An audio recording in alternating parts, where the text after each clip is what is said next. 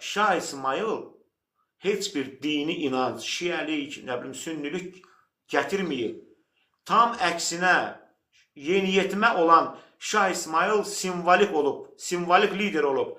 Azərbaycan və Anadoluda yaşayan Türk şiə tayfalar Şah İsmail'i, 13 yaşlı Şah İsmail'i özlərinə şeyx seçirlər və bu tayfalar Şah İsmail'in ətrafında birləşirlər və yeniyetmə Şah İsmail'i taxta çıxardırırlar. Yəni Şah İsmail şiəliyi taxta çıxartmayıb.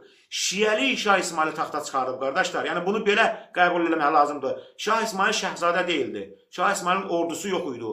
Şah İsmail'in xəzinəsi yox idi. Şah İsmail 7 nəfərlə başlayıb hərəkətə. Tədricən bu 7 nəfər 70, daha sonra 7000 nəfər olub. Bütün ordusu könüllülərdən ibarət olub. Şah İsmail üsyan başçısıdır. Xalq, Azərbaycan və Anadoluda yaşayan xalq Şah İsmail'i ordu ilə təmin edib.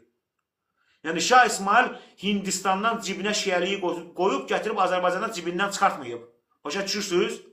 Şah İsmailin ətrafında Azərbaycanda sənin, onun, bunun, mənim babam, 500 il bundan qabaq bizim 7-ci, 8-ci ulu babamız birləşir və Şah İsmail taxta çıxardır. Yəni bu işin məğzi budur. Yəni Şah İsmail heç bir dini inancı cibindən çıxartmayıb.